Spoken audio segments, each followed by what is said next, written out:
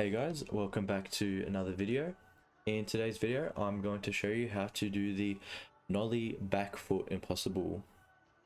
Now, the Impossible set of tricks are a new trick that has been added within the Season 2 update of Skate, and they're a super cool trick that you can really add into many of your trick lines, and they're quite easy to do.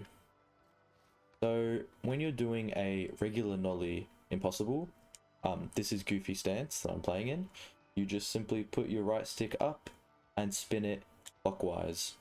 However, to do the Nollie Backfoot Impossible, you just need to reverse this and spin your stick counterclockwise, just like this. And there you have it, the Nollie Backfoot Impossible. Keep in mind, as I said, I'm playing on Goofy, so if you're playing regular, you just need to reverse it.